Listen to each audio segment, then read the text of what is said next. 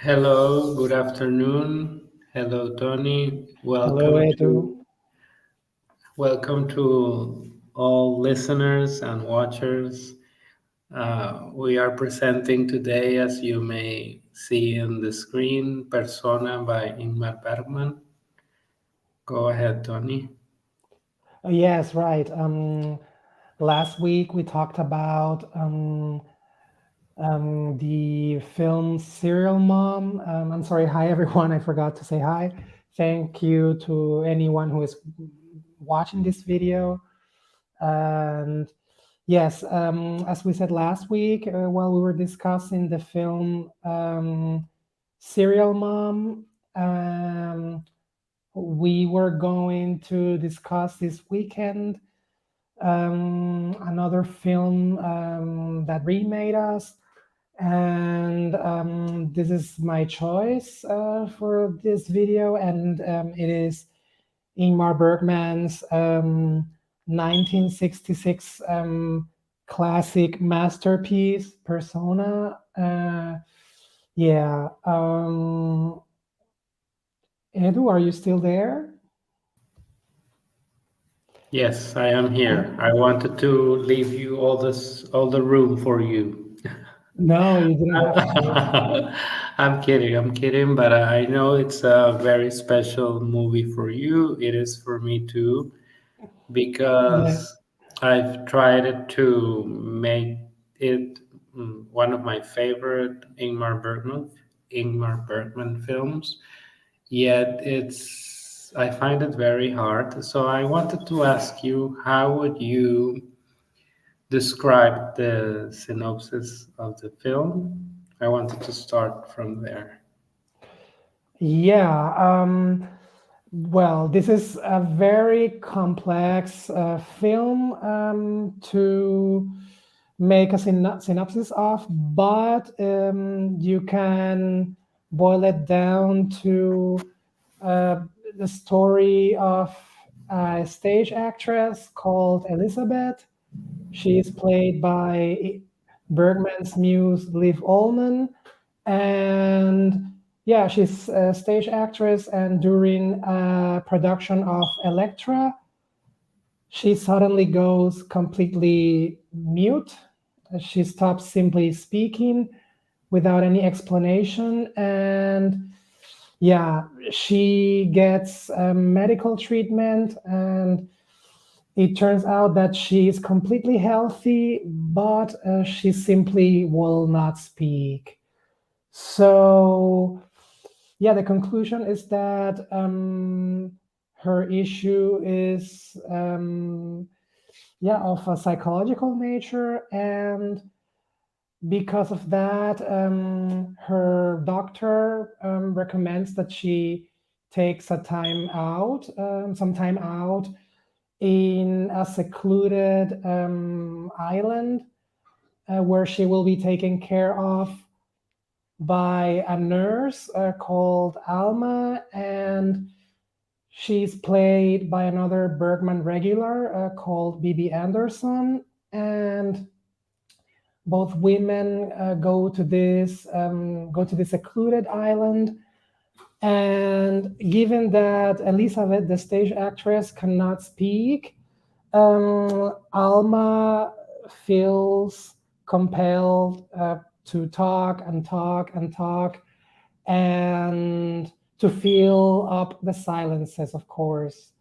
Kind of like to fill up the listener position that Elizabeth should occupy, but she doesn't, since she doesn't speak, she's mute. So during this long conversations or monologues, if you will, um, it starts to happen a very eerie and strange process of transference, maybe of psychological symbiosis. And yeah, then the film takes a turn for the more surreal, and yeah, dreamlike, and it becomes a very abstract cinematic storytelling experience. And that is what the film does. One of the things the film does is to explore the psyche, one could say the subconscious of these two women. And yeah, that's in a nutshell what the film is about. Very, of course, in a very resumed way, you could say. Yeah, that would be the synopsis of the film. Yeah. I also wanted to ask you, how would you relate to the issue of identity with this film in particular and with movies in general? I believe Mhm. I'm going to give a hint or of what I think about. Um, I believe Bergman is issuing here what cinema does to our identity. So, what do you think about this? Mhm. I would like to address that, of course, but before I would like to talk about the way Persona remade me, because of that, of course, that is our topic. But your question is very interesting. But first, I would like to say that, yeah, I watched Persona for the first time in my early 20s. I would say around the year 2004 or something like that. That's almost 20 years ago, which is insane. I cannot believe that so much time has already passed. But yeah, and I think I got to it due to the internet. Yeah, at that time, you're very curious, and if you nourished or developed a love for cinema, um, you were always curious to find new or to discover new films to watch, to discover, yeah, new directors. And I was at a point in which I was getting acquainted with with what one would call today mainstream independent films, like a mixture between mainstream and independent American films. I could cite a few films from this time period, for example, films that actually share the mystery or elements or the puzzle elements with Persona, not directly, but films in which you have to kind of figure out what's going on. I could name Memento, for example. That was it's funny that I named that film because it's directed by Christopher Nolan. That's a director who today I am not very appreciative of, but that's another story. But yeah, so after I got acquainted with these American films, indie American films like Memento or Requiem for a Dream by Darren Aronofsky, some Wes Anderson films, I try to branch out a bit, and yeah, somewhere down the line, I ran into Bergman. I ran into what one could call world cinema, and I started exploring those classic world cinema directors like Bergman, Fellini, yeah, some Truffaut, etc., like those classic European art house directors. And yeah, I came across Persona. I tried to get into Bergman. I think I watched The Seventh Seal first, but it didn't quite do it for me at the time. And then I watched, I think, Persona, and I was really blown away. To me, it felt like I discovered another dimension of cinema, of art. At that point, I didn't know what art, that cinema was capable of, that level of introspection and poetry and lyricism. And it's funny because I remember I actually watched some of the films that Persona inspired, like Fight Club and Mulholland Drive, but none of those films had the impact that Persona had on me. So I would say that Persona remade me in making me aware of another level of Persona made me realize that anything and everything was possible in cinema. I am sorry that this was so long-winded, but I really wanted to get into it because, yeah, to me, it's a very special film, and it's a film that for me was formative. So yeah, and your question was regarding Bergman and identity, right? I think your question was regarding the way cinema shapes our identity. Is that correct? Yes, Okay. exactly. That's better put. Yeah, yeah, I think not only cinema but media shapes our identity, and I think Bergman sees art and yeah, art and cinema in general, media as a kind of light or stream that simply, yeah, I think light is a better metaphor. Yeah, Bergman sees cinema and light as I'm sorry, cinema and art as a light that simply goes through us and penetrates our being. I think there is a very memorable monologue in the film in which the doctor has a conversation, or well, it's a monologue with Elizabeth, the mute actress, and yeah, she says that reality makes its way,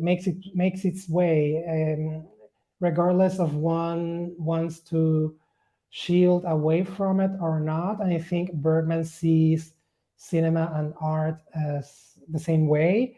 So we are confronted with different works of art and cinema and media, and they have an influence on our identity. They influence us in conscious and in many unconscious ways, and without, yeah, of course, without noticing it. And yeah, so what the main character tries to do, in my opinion, by refusing to speak and deciding to isolate herself from the world, is to try to discover her true self, her true identity, to even explore the possibility if it is possible to be completely oneself without the influence of,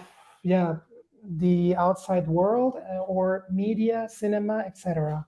Yeah, what do you think about that, about the way Bergman sees cinema and identity, or the way Bergman thinks cinema shapes identity? Well, listening to you makes me think of Elizabeth like Metaphor, or I'm having trouble lately to think of metaphor as something pure, in mostly in cinema. But I think that Elizabeth could be an example of how cinema works on us. Like, we try to. I was about to say analyze. We try to see, to perceive an image, a moving image, and we have to feel how it gets us, what we make of it. And I say this having in mind this scene in the beach. I think it's the first scene in the beach after the presentation of them going there to the island. And we Alma reads. I don't know what kind of books she's reading, and Mhm. we start watching images of rocks. Mhm. And I remember someone saying somewhere that this was Alma reading a rock, and Elizabeth is like a rock. But I think it's about movies, and nature, and you can move that or transform it into any kind of way we see something.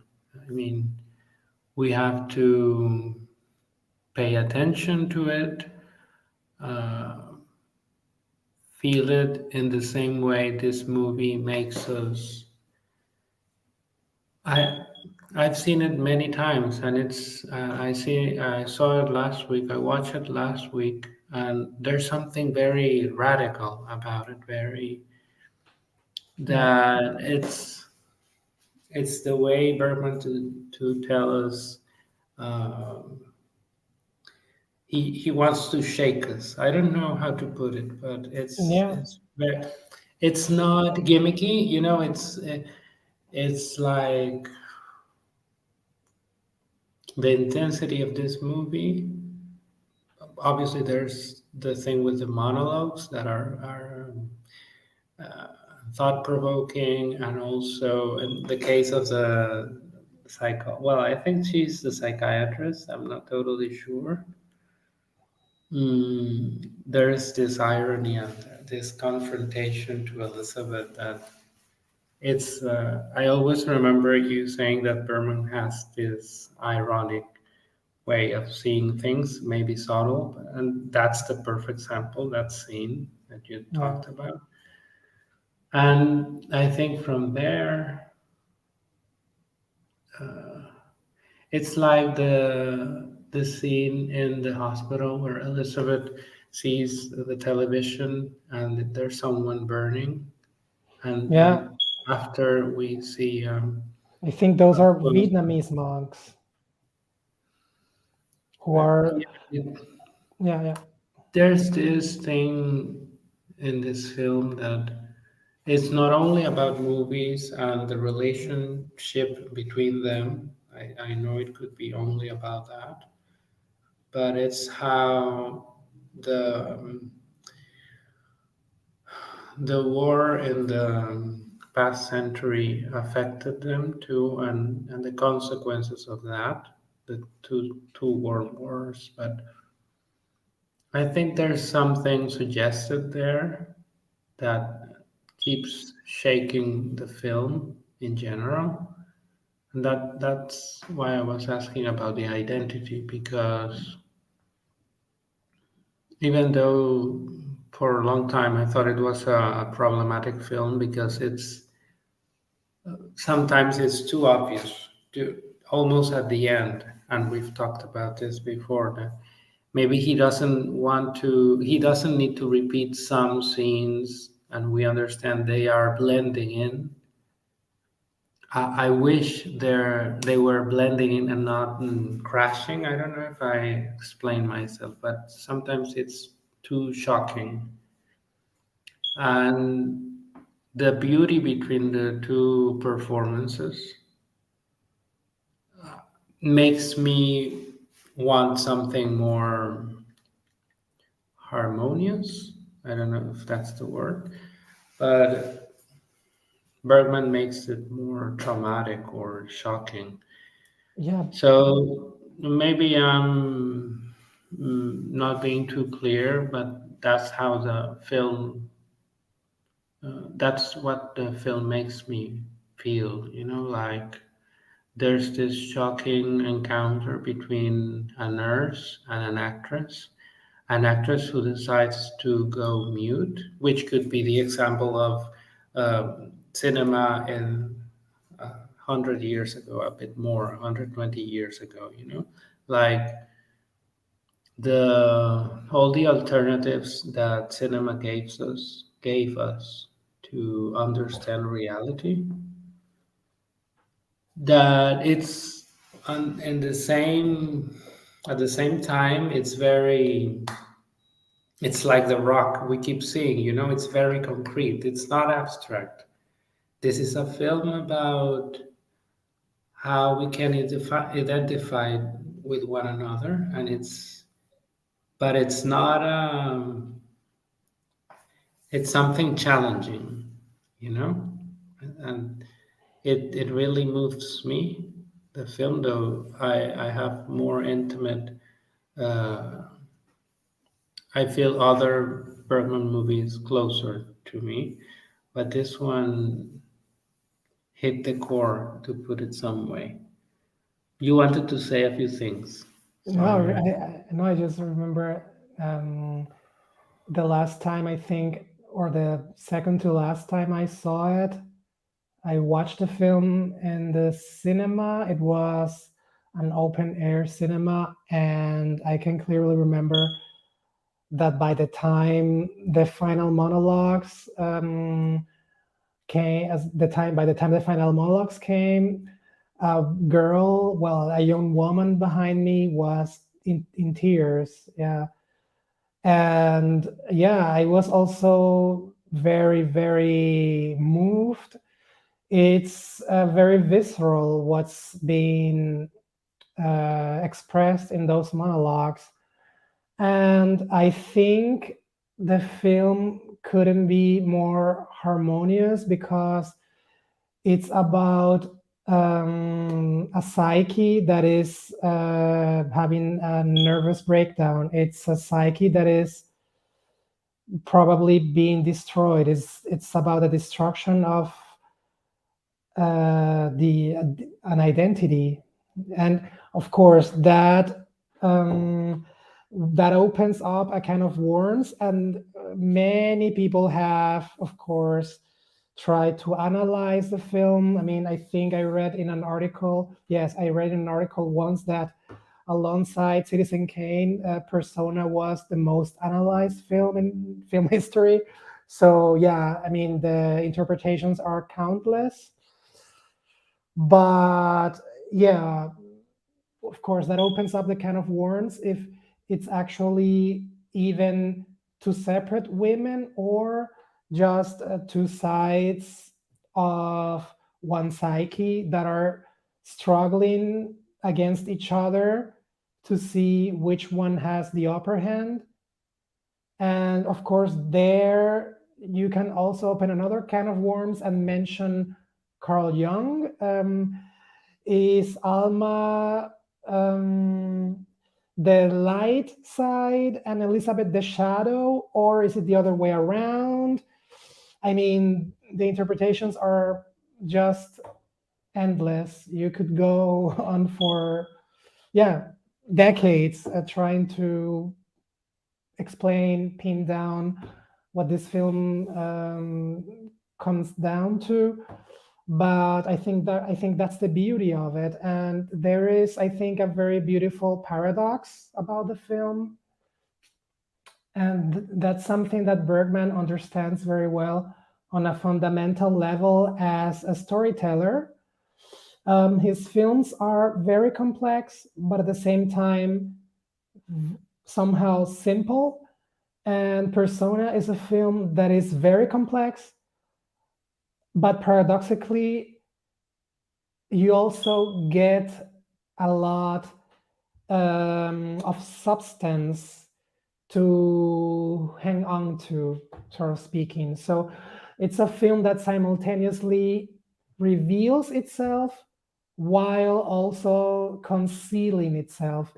And that is what makes it to me so fascinating and so hypnotic. And that didn't happen to me with some persona imitators, such as Fight Club, or well, it did, but it was very fleeting. Like I did like a lot Fight Club when I was in college, but I have almost no interest in watching that today. I don't know, it just didn't stick with me. But Persona is just a film, I mean, that it never, it's like a well of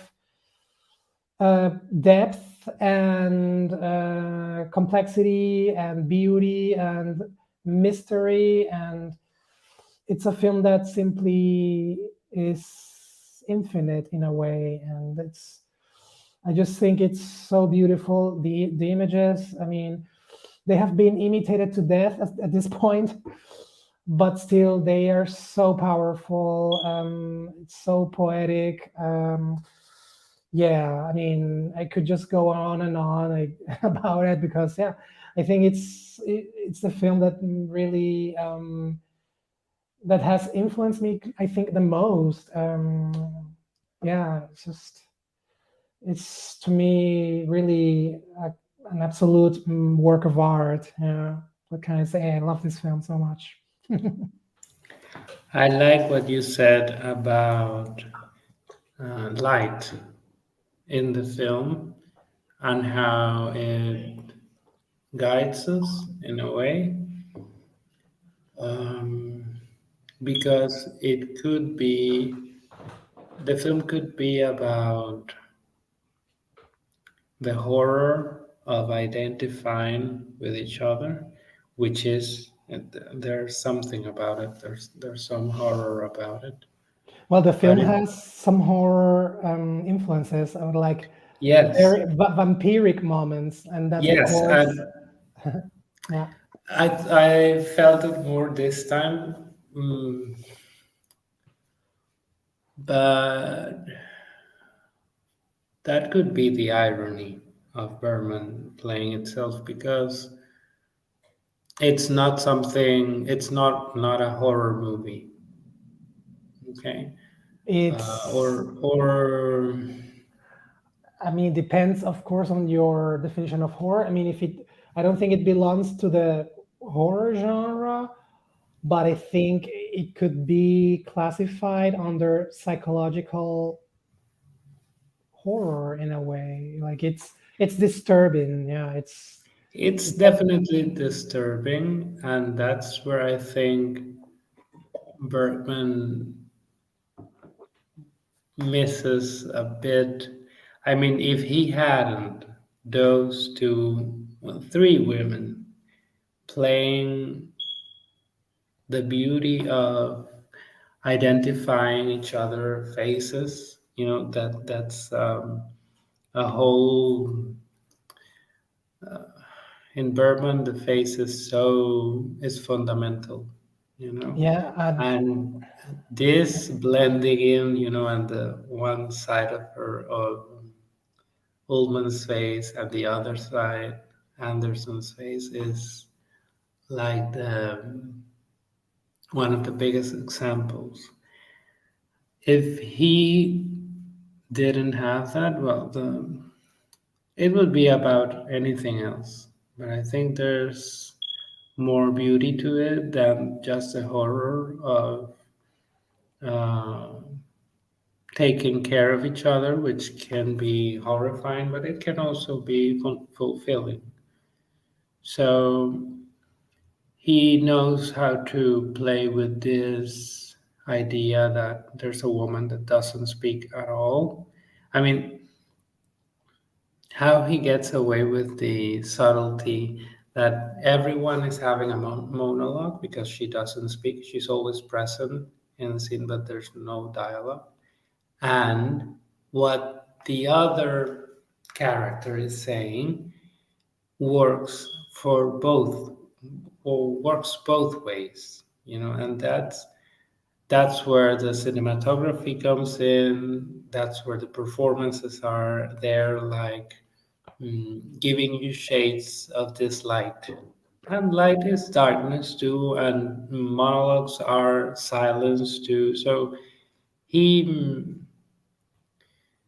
it's a film, like you were saying, it can be very simple, but you can find the subtleties right there.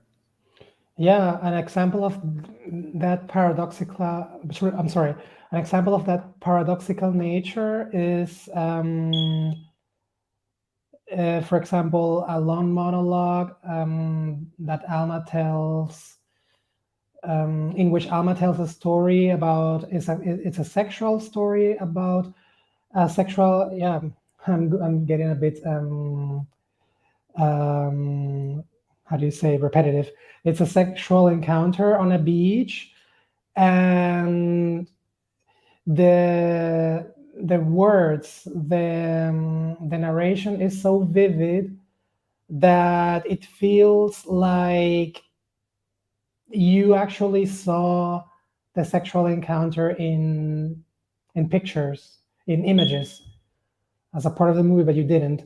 So that's also an example of um, the literary in cinema and the cinematic in literature.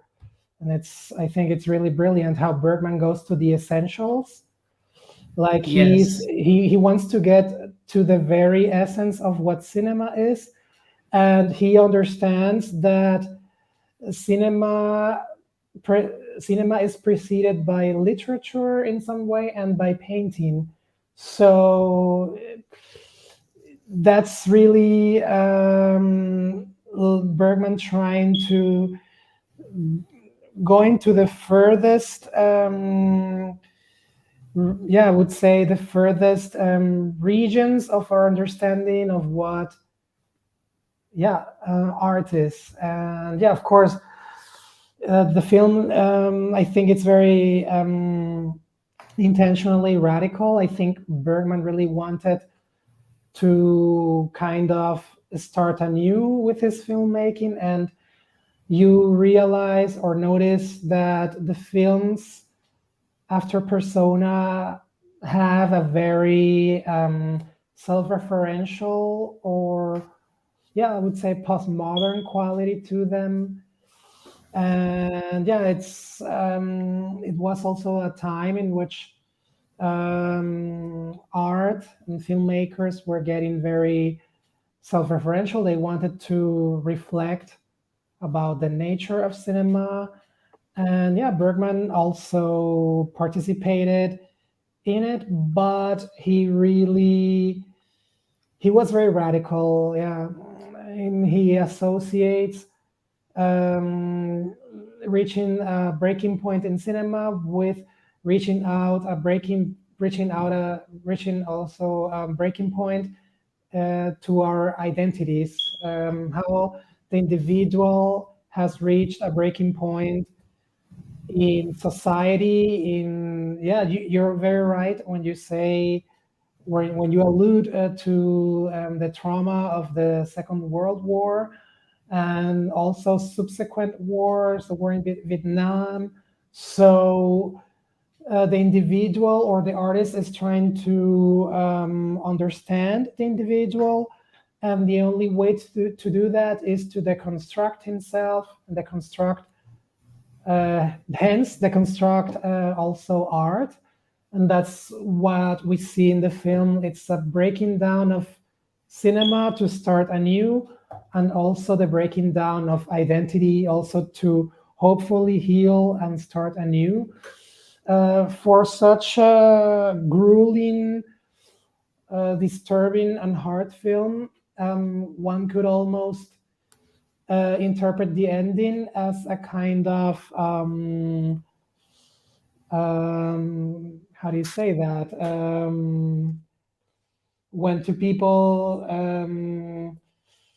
put aside their difference and they come together. What's the word for that? I reconciliation. Exactly, it's a reconciliation of um, both sides of this psyche. If, of course, if we accept the interpretation that it's only one woman and we are seeing just two different sides to her personality, and that's why I think Bergman uses this scene in which the two faces merge, not only because the actresses look very similar, but because that's the process the film is undergoing. And yet, when these two faces come together, you realize, and that's the disturbing part of it, that it's it's a merge that doesn't really fit. So it's a psyche that is being put together in a very fractured way anyway. Yeah. That's what makes it really disturbing actually. Yeah, yeah. I like that he also reconciliates theater with movies Yeah. because mostly in the hospital, and I'm tempted to analyze that you see it feels like a stage, Yeah, definitely. Yeah. like staged.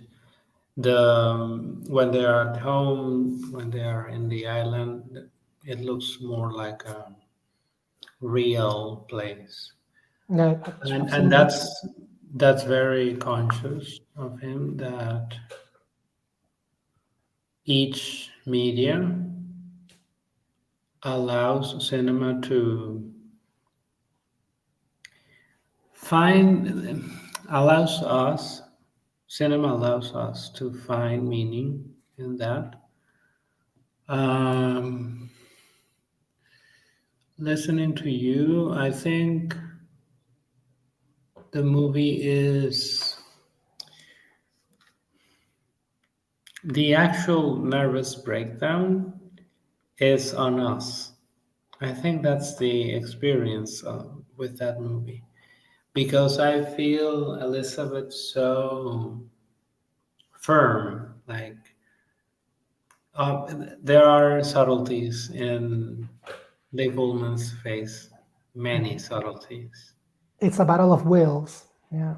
Mm.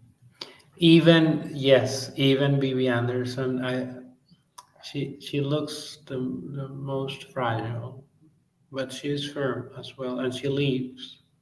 That's that's also very uh, adequate.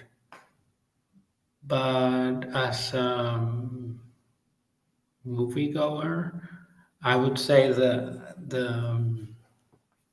the film makes us feel this nervous breakdown that we have to recover from.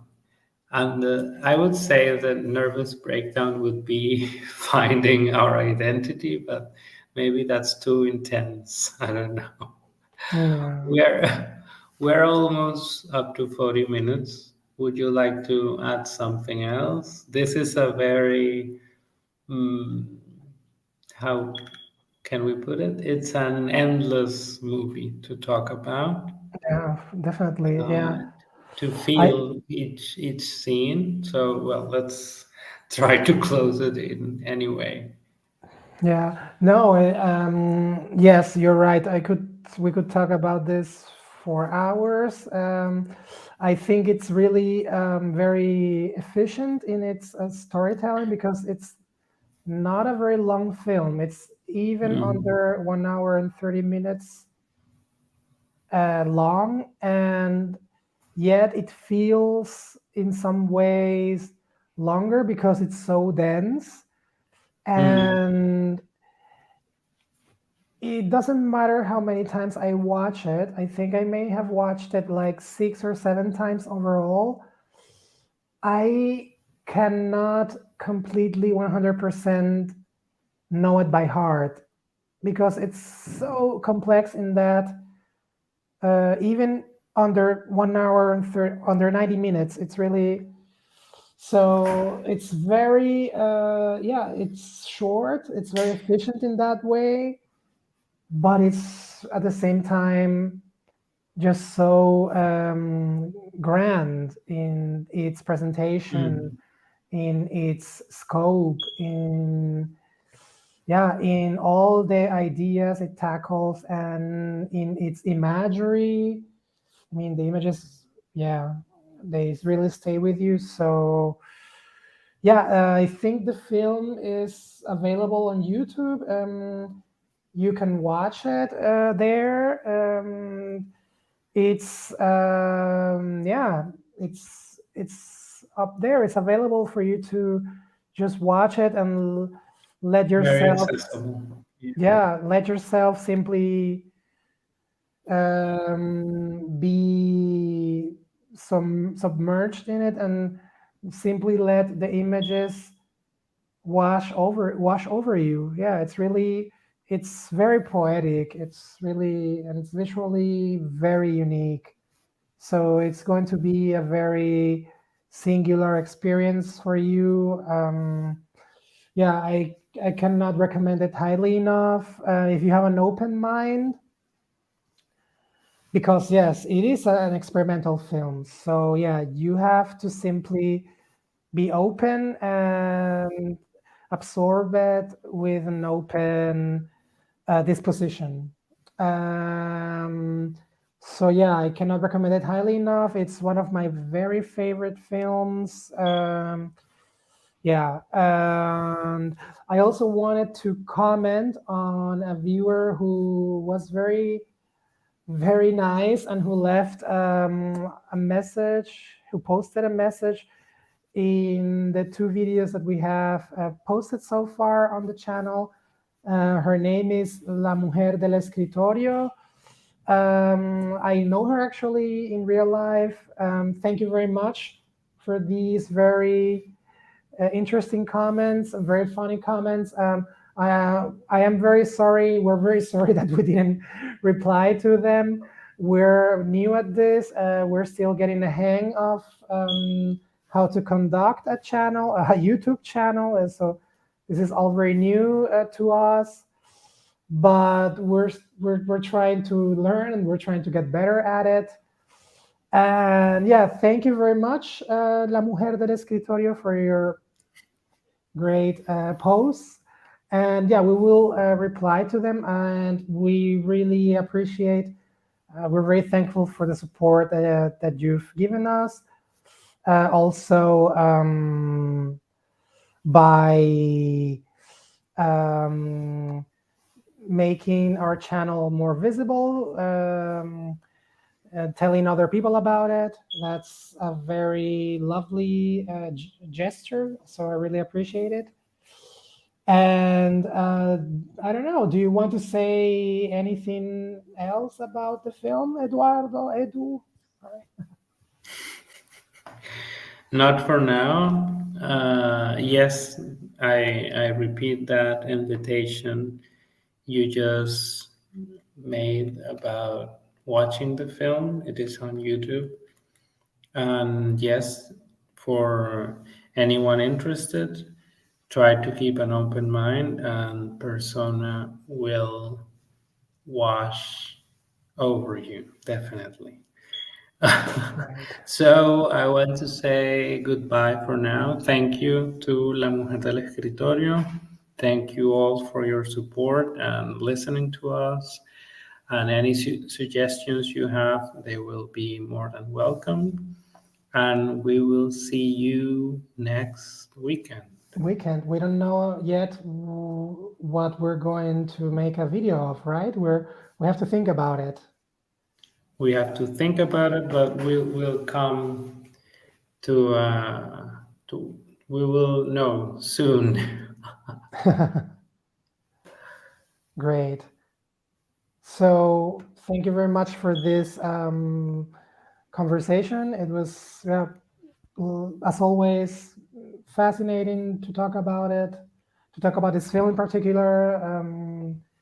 And yeah, thank you to whoever is watching our videos for the support and for listening to us. Thank you very much. Thank you.